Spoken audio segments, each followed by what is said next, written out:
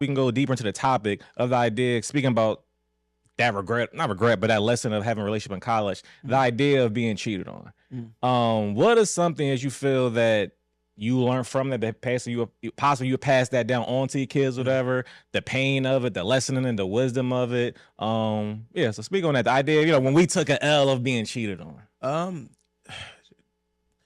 It's almost inevitable. So it's like, instead of, like, first of all, don't get ahead of yourself within your ego, and don't make their actions about you. Like, that's one thing. If I could pass after being cheated on, if I can pass anything down to a young boy, even a young woman, a person, any person that hasn't experienced that, Can go through I would just say, don't make their actions about you. Don't try to internalize and be like, if I was doing more of this, or if I wouldn't have did that, or if I wouldn't have said this, then they wouldn't have did. No, people are who they are and they do what they want.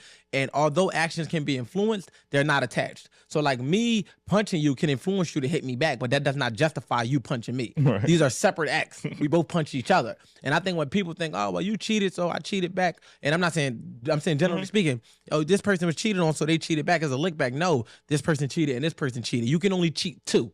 You can't cheat back. No back to this. It's two. Y'all both cheated as individuals. So I would just say, don't take it and internalize it, and understand that it's inevitable. And when I say it, I don't mean everybody's going to cheat the moment you meet them. It just means that it's a possibility. It's a higher possibility of it happening than there is a lot of things in life. And if you go into a situation feeling like, oh, that's the, like, it could be, you got to know what you're going to do after it happened. For me, that'd be my end all be all. So I don't got too much negotiation. It's like, you did what you did. You got to stand on it. I'm not going to be like, oh, I did this. I should have said. I'm not internalizing it. I'm making it like, So, for anybody that's, whether, like I said, a young person, somebody that's just out there, I literally would just say, don't try to see what you could have did differently to prevent it, because people do what they want to do. And you got to just learn how to accept and adjust how you going to move forward type shit.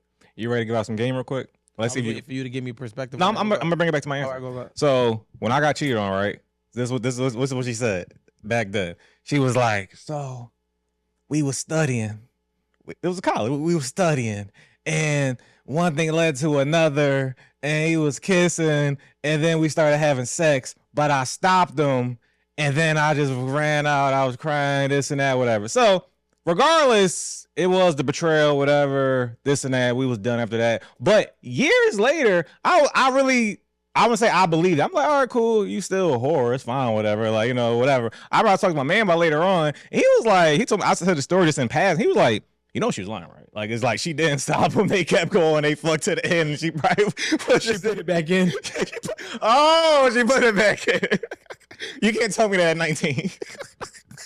So she put it back in. I asked you, did she put it back in, or do you believe that original story? And somebody tell you that.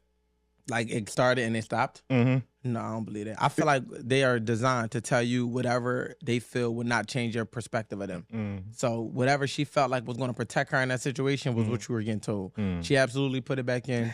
He hit from the back. She rode him. she rode him. But another thing that I want to add to the...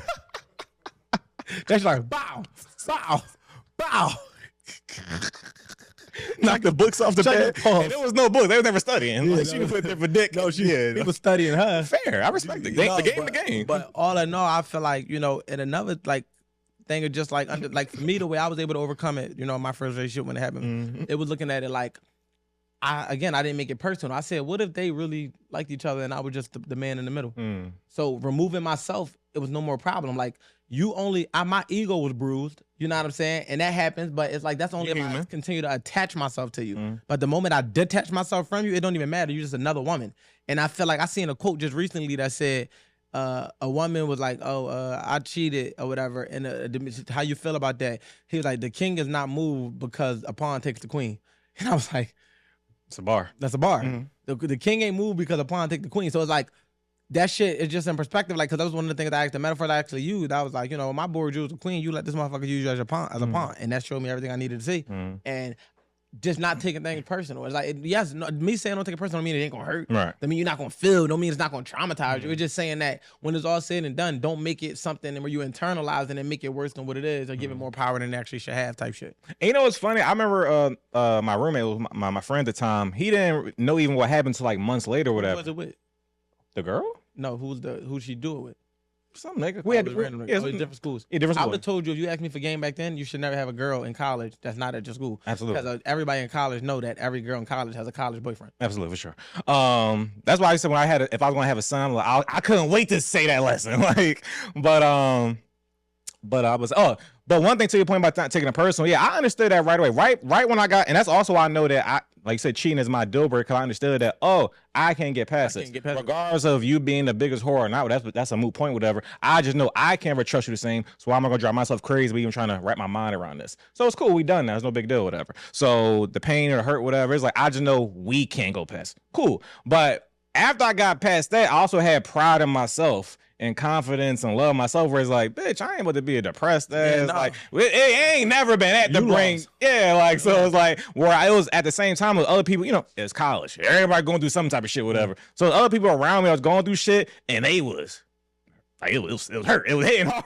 Like, and I was just like, and when he found my man's, because he was kind of helping other shit like that. When he's like, yo, I ain't even know, and I was like, nigga, I can't let somebody else bring me down. Like, of course, it's gonna be a healing time processing. But I'm never going to be a down and out nigga over somebody else. Like I said, I can't take it that personal. You don't define me. This moment don't define me. Whatever. It is then. This person don't got one up on me. Like I often say, like, you can't get one up on me by fucking my chick.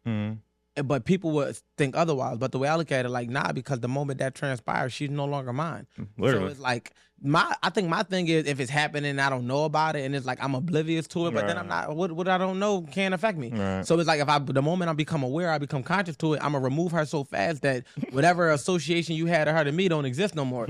So that's just what she can only give you one up on herself, and she can only remove herself out of my life. It's no attachment to me. It's like I don't own this person. I don't own this pussy. I would never be affected by something that I am not in control of. I'm not in control of what another human being does. So even though we dealing and we make an agreement, you make business agreements all the time. That don't mean people hold up the end of the bargain. If she decides to let somebody infiltrate and penetrate, then that's where we disintegrate. And it's like, I'm not about to sit here and let you that boy good make me be something different than who I am or feel less of a man because of what you did that was out of my control.